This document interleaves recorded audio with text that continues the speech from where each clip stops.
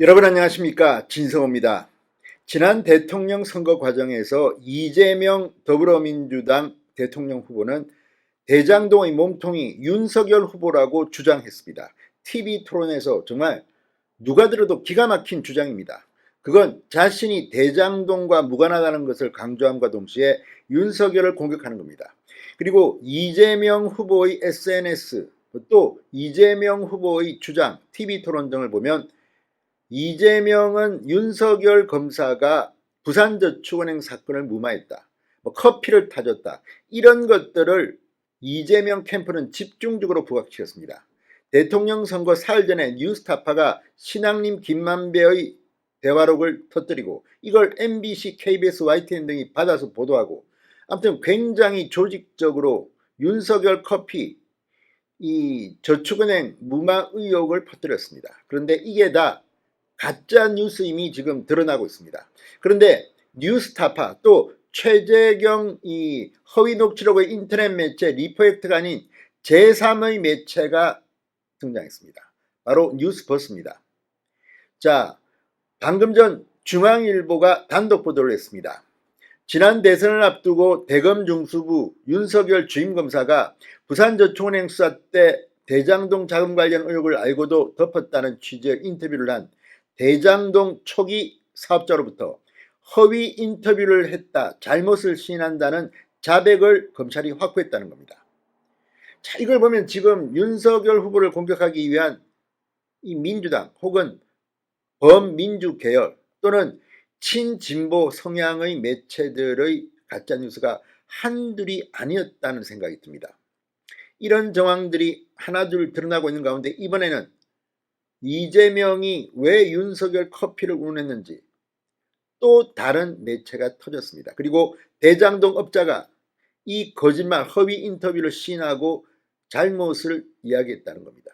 지금 민주당은 발칵 뒤폈습니다. 가뜩이나 이 이재명 대선 후보 캠프 그리고 7인회의 멤버인 김병욱 의원 측에서 이 JTBC의 기자에게, 지금은 이 기자가 뉴스타파로 옮겨 있습니다. 본 기자라고 하는데, 이 JTBC 기자에게 자료를 넘겼다는 의혹이 지금 제기되고 있습니다. 이런 가운데 이번에는 제3의 매체가 등장했습니다.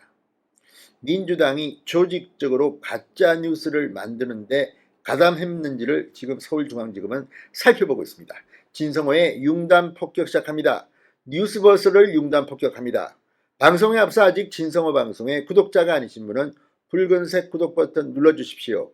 더 좋은 방송으로 보답하겠습니다. 자, 서울중앙지검 대선 개입 여론조작 사건 특별수사팀 강백신 부장검사 수사팀이 이달 중순 이강길 전 C7 대표를 소환 조사했습니다.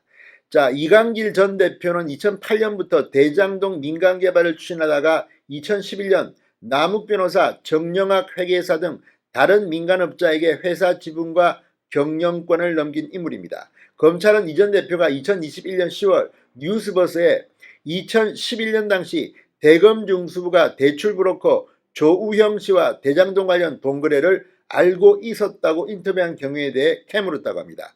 이 전 대표는 이에 대해 거짓으로 인터뷰했다는 취지로 진술했다고 중앙일보가 보도했습니다. 인터뷰가 보도된 2021년 10월은 대통령 선거를 5개월 앞둔 시점입니다. 이때부터 일부 언론은 2011년 대검 중수부 이과장이던 윤석열 검사가 부산저축은행 정관계 로비를 수사하면서 조 씨를 봐주게 했다는 의혹을 제기했습니다.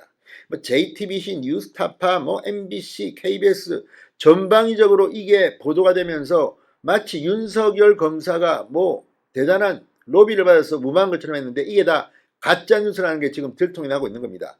다행히 윤석열 대통령이 탄생하긴 했지만 대통령이 바뀔 뻔했다는 생각도 듭니다. 그만큼 조직적으로 이런 가짜뉴스가 생산된 게 아닌가 하는 의심을 지울 수가 없습니다.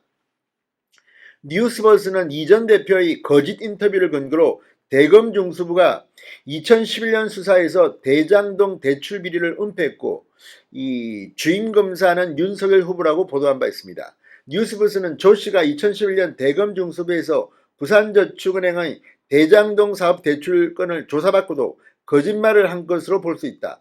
대출 알선 등의 혐의로 피의자 조사를 받고 사법 처리됐어야 할 조 씨가 왜 참고인 조사만 받게 됐는지 풀려야 할 의문이라고 주장했습니다. 그런데 정작 조우영 씨는 2021년 11월 검찰 조사에서 2011년의 대검 중수부 수사는 대장동 대출과는 무관했다, 이렇게 진술했습니다.